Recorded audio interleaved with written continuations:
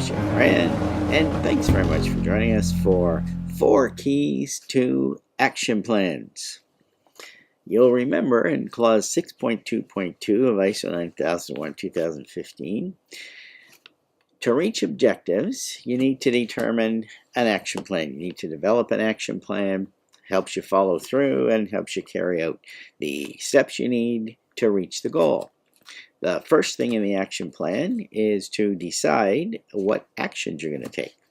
The next thing in the action plan is to determine what resources you'll need. This will be time, people, infrastructure, work environment, and so on. Plan without a champion is only a dream. And then, of course, we need to determine an end date for the plan, figure out when would be the best time to have it finished, and to help people along and to keep everybody motivated, we need to find a way to measure the progress on the plan and make sure you have a great way to broadcast the progress to keep everybody on board and keep them motivated. So in order for an action plan like this to be successful, there are 4 keys that you might want to consider in order to reduce the risk of failure. Key number 1. The solution needs to be based on needs, not just wishes. Make sure that any action plan, any objectives you've chosen are going to help people get through their day better at work. It's very important to understand what people are after and understand what they need in order to get through their day. Key number 2, work with the willing and the needy first. Every organization has what we lovingly refer to as early adopters, and every organization has people somewhere in it that are really hurting.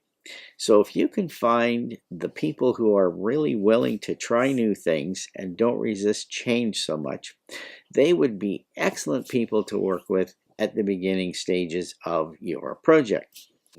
They probably will spread the news about how well the project's going. They'll certainly share their excitement, and if the project is based on needs, it will show some early results and get even more people enthused about what's happening. Key number 3, stay focused on the goals and the problem.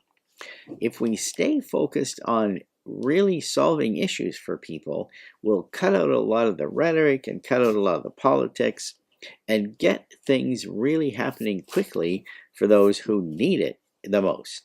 This way, there'll be more success, the success will come faster, and there'll be tangible evidence that the implementation plan is working.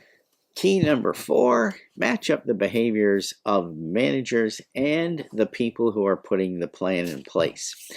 Nothing worse than having a manager say one thing and then act differently. Try to make sure the managers find ways to demonstrate that they support the plan, not just say that they support the plan, demonstrate with actions that they support the plan, and in some cases they might even be able to show that they're using the new methodology, the new way of doing things, the new form, whatever it happens to be. When managers can walk the talk, this will give a lot of fuel to the fire and keep everybody motivated and moving forward.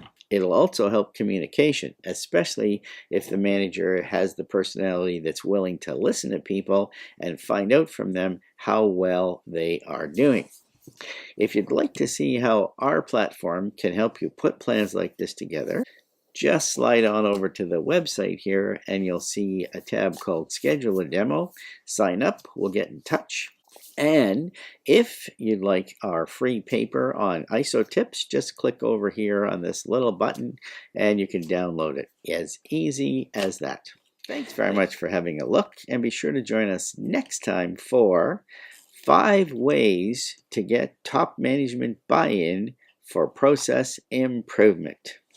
Bye for now, and we'll see you next time.